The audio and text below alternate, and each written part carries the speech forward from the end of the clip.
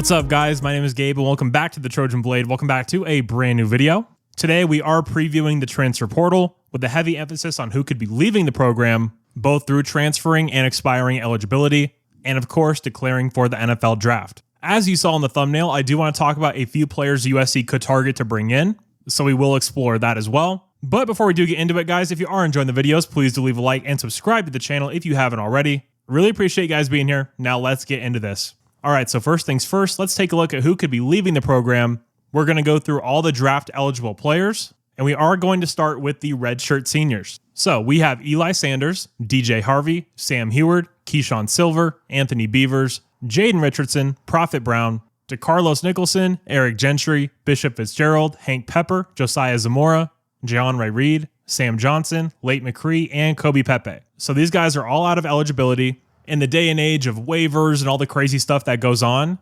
maybe we see someone get an extension. Not sure though as of right now. A guy like Anthony Beavers could certainly be eligible, you would think. Just missing this whole year with injuries, so we will wait and see on that. But yeah, now just moving to the straight seniors. We only have two. That's Anthony Lucas and Jay Fair. Now moving to the redshirt juniors, these guys certainly have some choices to make, whether it's staying at SC or declaring for the draft. You have Kamari Ramsey, Devin Tompkins, Jade Mayava, Carson Tabarachi, Killian O'Connor, and Garrison Madden. Now moving to the straight juniors, Wayman Jordan, Makai Lemon, Jacoby Lane, Braylon Shelby, Prince Strawn, Christian Pierce, and Alani Noah. And the redshirt sophomores, you have Jamal Jarrett, Tamir Robinson, Micah Banuelos, Elijah Paige, and Tobias Raymond. So going through the redshirt juniors to the redshirt sophomores, Kamari Ramsey's a guy I think is a very interesting conversation. Because if you're talking about the end of last year, he for sure would have been probably a top 3 or 4 round guy, and probably you would think had a chance to play himself into that second round, or maybe even top end of the first round, or back end, I should say, of the first round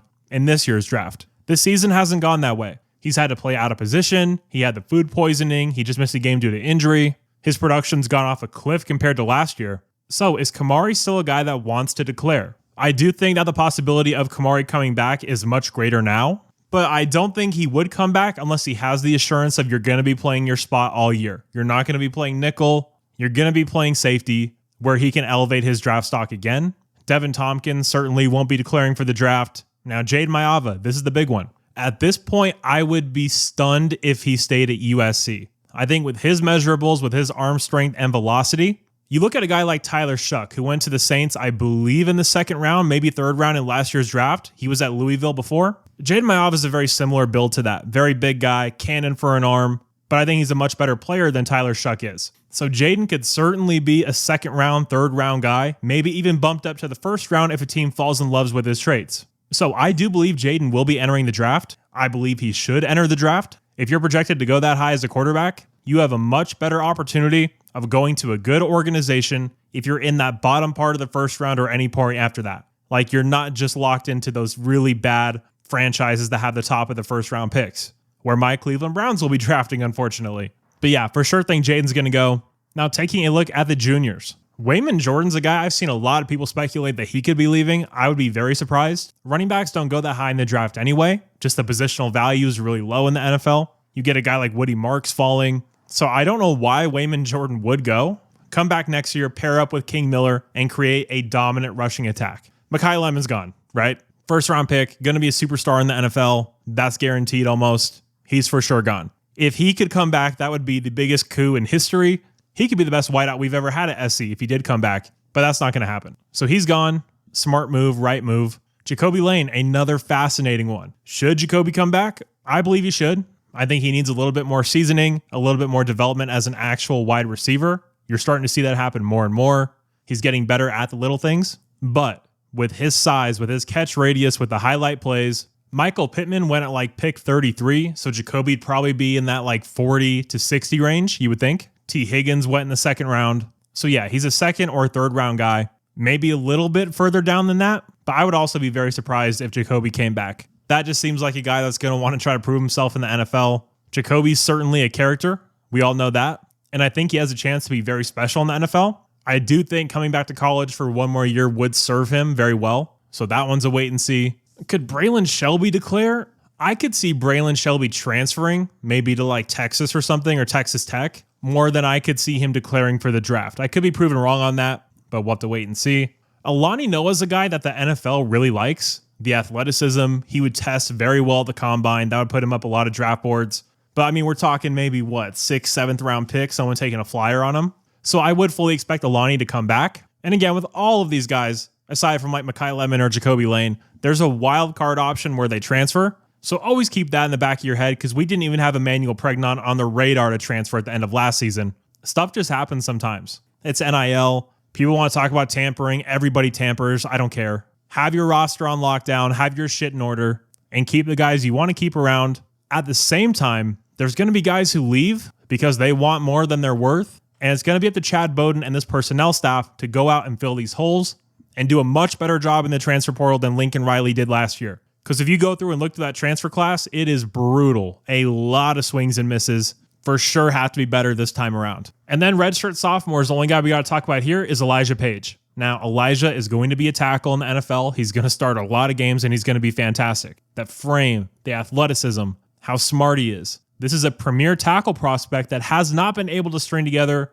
a lot of performances this year due to injury. Elijah's a guy that if he comes back, he can propel himself into that first round. He 100% can. Is he going to? It's going to be tempting for him to leave to the NFL. Is this a guy that could wild card transfer? Yes, as with any of these guys. But Elijah's a guy that could certainly declare or stay and come back to USC, and I think he should do that. So flipping the page and just talking about what do we need on this roster for next year? Well, if Jaden Maiava declares for the draft, you're going to have Hassan Longstreet, and you're going to have Jonas Williams. Now, having a redshirt freshman and a true freshman who have never played as your two quarterbacks, that's not an ideal spot. So you'd have to go out and find this year's version of Sam Heward for sure. And then let Longstreet and Williams battle it out, and then you go from there. Now, if Jaden comes back, obviously the quarterback room is set, but that also opens up the door for Hassan Longstreet to leave. So then next year, it would pretty much be the same thing as this year, with Jaden Maiava as the starter, Jonas Williams as the backup, and then the Sam Heward replacement as that number 3. So either way, probably going to have to bring in a quarterback, but would not expect us to hit the portal for a starter. Unless something crazy happens and there's a guy that Lincoln Riley is just obsessed with. Like if he still wants to complete the DJ Lagway saga. That's something that could happen, although I doubt it very heavily. Running back future prospects are looking good. You're going to have King Miller as your running back 1 for next year. If Wayman Jordan returns, he'll be running back 1A. If Wayman Jordan returns, he'll be running back 1B. Eli Sanders is gone. Brian Jackson's probably going to transfer. I'd be stunned if he didn't. So he's the guy to circle for sure. And then you obviously have the young guys. You have Wormley, you have Dalton, who are currently on the roster. And then you're bringing in a guy like Deshaun Rideau, Sean Alston. So the running back room's going to be loaded with or without Wayman Jordan. But if you're Wayman, you can absolutely have a massive role if you come back. So why wouldn't you? I'd be stunned if he wasn't back next year. Now, wide receiver, this is a room where we have to hit the portal. And that is why I want to talk about Alabama wide receiver Ryan Williams. Now, he obviously burst onto the scene as a true freshman 2 years ago. We all know he was 17 during that season. Every single Bama game, the announcers wouldn't shut up about it. Truly one of the elite talents in all of college football. And it's been a very frustrating year for him at Alabama. He's 6 foot, 178. He is a ballerina in cleats. This kid, the way he moves, the way he breaks tackles, the way he gets open, the way he runs routes, absolute magician, absolute maestro. He's an incredible player to watch. And he's someone that could 100% be looking to transfer at season's end. And if you're a top-level wideout, what better situation in America is there to transfer to than a Lincoln Riley offense, losing probably their top 2 options? As much as I like Tanook Hines, Ryan Williams starts over Tanook Hines. He's going to be that number 1 target, and he's going to get back on track and back on that path to being a top 10 pick like he had his freshman year. I think Ryan Williams fits in this offense perfect. Lincoln Riley really likes these wiry, kind of skinny wide receivers that are really explosive. Different kind of players, but you look at a guy like Hollywood Brown, you look at a guy like Jordan Addison, I could for sure see this move happening. Now, it's going to be a very expensive move, but in modern football, modern college football especially, the wide receiver position, the value is greater than it's ever been. Where would we be this season without Mekhi Lemon? Jaden Maiava has done a very good job this year, but Mekhi Lemon has almost single-handedly won us games. You have to pay a ton of money to get these stud receivers. And when you look at the room next year, I mean, it's looking a little barren right now. You have Tanook Hines, and everything else is a massive question mark. Massive. Is Mo Eisen going to be anything? Is Corey Sims going to be anything? We don't know. You obviously have a kid like Trent Mosley coming in from Rancho Santa Margarita. You have Luke Weaver, Tron Baker. Like, you're going to have some guys that could play themselves into a role. But if there's a sure thing out there, and Ryan Williams is definitely a sure thing, you go out and get him. Without a doubt, Moving to the tight end room, this one's pretty interesting. I think Mark Bowman is going to have a chance to come in as a true freshman from Mater Dei and start. I really do. Late McCree's gone. Walker Lyons has yet to show that he's really taken that next step, that he can be tight end 1 full time. There's just too many periods of inconsistency. Now, he's a young player. Tight end's a very difficult spot to learn, but is this a spot we could hit the portal? Absolutely. I think we're going to have a few departures. There's one guy in particular that I think needs to transfer to get some playing time, and it's going to break my heart when it happens. I'm not even going to say it out loud.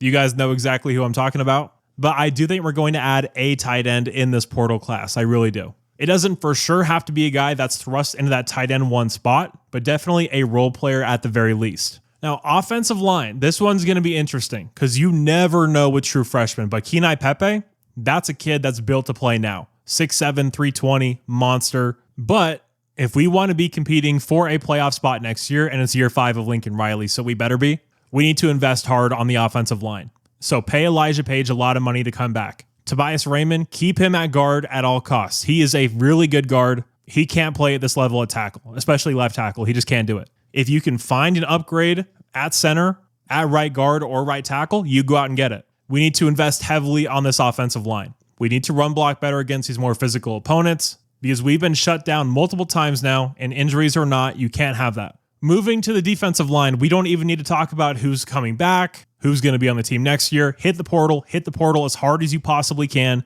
Don't just go out and get these big guys who played in the SEC. We need legitimate talent that has played at a high level, because we talked about this with Keyshawn Silver during the offseason, and a lot of you yelled at me for saying it, but he had been an average player throughout his entire career. And that's what we saw this year. He wasn't terrible. He was just kind of average. Not good, not bad, just right in the middle. We don't need average. We can't afford to spend a lot of money on average like we did this year. Just because a guy is big and comes from the SEC does not mean he's going to be a good player. Now, Jamal Jarrett is young. I like that investment. That's a multi-year player, but the Keyshawn Silver move was a miss. It just was. So we need to spend a lot of money on this defensive line, especially in the middle. Go out and get quality. I don't care if the guy's 295 pounds. Jade Abasiri is not the biggest guy in the world, and that dude plays his ass off every single week. Go get me some more of him. Now, Jakeem Stewarts don't grow on trees, so I get it if we can't have any more of those guys, but do the best you can. Pay top dollar for top-level talent on the defensive line, and do not fork out wheelbarrows of cash for guys just because they're big and come from the SEC. Those days got to be over. Linebacker, oh my God, portal.